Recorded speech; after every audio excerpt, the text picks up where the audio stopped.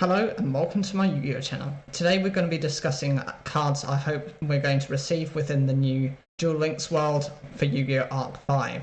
As some of you might know, worm types were first introduced within Yu-Gi-Oh! Arc 5 within the first pack, Duelist Advent, and this is the example of the archetype that first came up, the Yangzings. Chiwen, the Light of the Yangzing, is a light attribute level 1 worm type tuner monster with 0 attack and 0 defense. When this card you control is destroyed by battle or card effect and sent to your graveyard, you can special summon one Yangzing monster from your deck, except Chiwen, Light of the Yangzing. When a Yangzing monster you control is destroyed by battle or card effect and sent to the graveyard while this card is in your graveyard, you can special summon this card, and if you do, banish it when it leaves the field. You can only use one Chiwen, Light of the Yangzing effect per turn, and only once that turn. The purpose of this card is it's able to replace itself with any of the other Yangzing monsters, which means you can cycle through most of their effects relatively easily. Some have protection effects, some have boosting effects, and some are just reoccurring effects. This has the ability to also revive itself if one of your Yangzings happens to be destroyed by either battle or card effects. Since it's a tuner, it's useful to go into a synchro monster with. Pulao, Wind of the Yangzing, is a wind attribute level 1 worm type effect monster with 0 attack and 1800 defense. And its effect is, when this card you control is destroyed by battle or card effect and sent to the graveyard, you can special summon one Yangzing monster from your deck in attack position, except Pulao, Wind of the Yangzing. You can only use this effect of Pulao, Wind of the Yangzing once per turn. Once per turn during your opponent's main phase or battle phase, you can immediately after this effect resolves, synchro summon one synchro monster using only Yangzing monsters you control.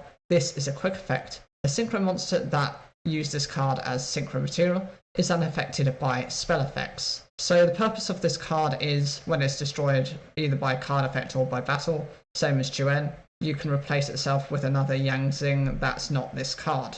That's fine, it lets you spin through your deck much faster, and it does give your synchro monster that's summoned using this card protection from spell effects. So actually, if you can combine a couple of these, it does have immunity to both spell and trap cards.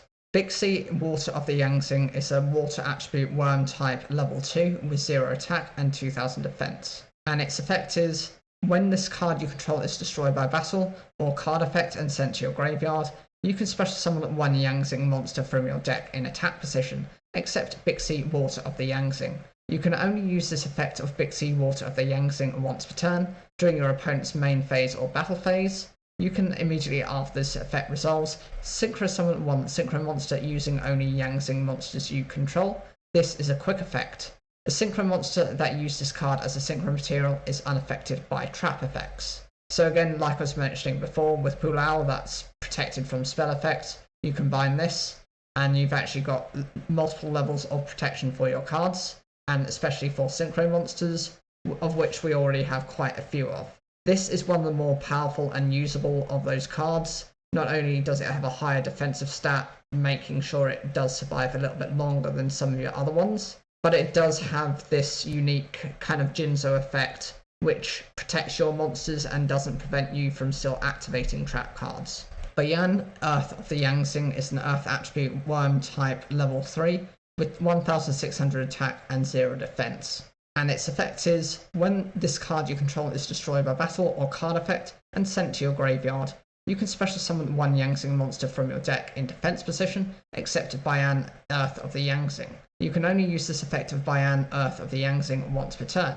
Once per turn during your opponent's main phase or battle phase, you can, immediately after this effect resolves, synchro summon one synchro monster using only Yangzing monsters you control. This is a quick effect. A synchro monster that used this card as a synchro material cannot be destroyed by battle.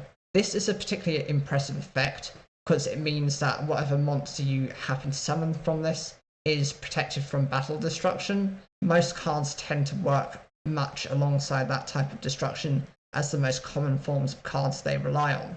So providing this means it's going to take longer for your opponent to draw into those key cards that can out this effect. Suanni, Fire of the Yangzing, is a level 4 fire attribute worm type effect monster with 1900 attack and 0 defense.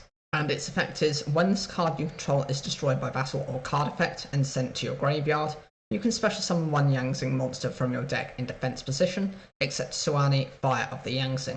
You can only use this effect of Suanni, Fire of the Yangzing once per turn.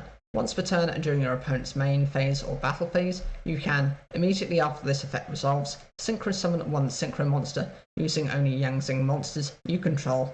This is a quick effect. A synchro monster that uses this card as synchro material gains 500 attack and defense.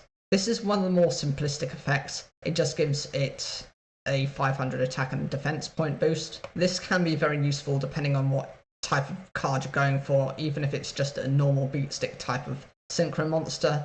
Adding the bulk to it means it can overthrow certain other monsters it might not normally be able to without this effect. And the final card I'll mention from this is Taoti, Shadow of the Yangzing. It's a dark attribute worm type, level 5 with 2200 attack and 0 defense. And its effect is, when this card you control is destroyed by battle or card effect and sent to your graveyard, you can special summon one Yangzing monster from your deck in defense position, except Taoti, Shadow of the Yangzing. You can only use this effect of Taoti, Shadow of the Yangzing once per turn. Once per turn during your opponent's main phase or battle phase, you can, immediately after this effect resolves, special summon one synchro monster using only Yangzing monsters you control. This is a quick effect. Possession of a synchro monster on the field that uses this card as synchro material cannot switch. Now, the reason I say that this is likely to be the final Yangzing monster that they introduce is because I doubt they're going to suddenly come along with Chenglong or Yazi, simply because I think at the moment that's just too overpowered. One of them has the ability to kind of negate effects and shut down your opponent's ability to play certain attributes depending on what you've used to summon into that card. The other one is able to disrupt your opponent too heavily, so I think it's just too fast a pace. Instead, I think they'll just release these cards in conjunction with some other synchro monsters, potentially in the future, just to make it a little bit easier. I would love to see these introduced just because I think it does provide some level of variety to the game, and it doesn't have to be associated with any particular duelist, so long as they give at least one or two duelists a type of effect which might let you recover some of these cards maybe to the deck or actually into your hand for the recycling purpose of the effect, because that tends to be one of the biggest challenges. If your opponent is just able to constantly get over your Yangzing monsters and destroy them by battle, then there'll come a point where, you have nothing left to run except for whatever's in your graveyard, and you can't rely on having too many cards in the graveyard to benefit from this. I'd love to know what you guys think. Do you also agree that we might see some of the Yangzings introduced? If so, which ones do you think are going to be involved, and which do you think aren't going to be featured? What would you consider to also be introduced in the initial pack for Yu-Gi-Oh! Arc 5? If you've got any suggestions, put those in the comments down below. Like the video if you enjoyed it, and don't forget to subscribe for more daily Yu-Gi-Oh! Content.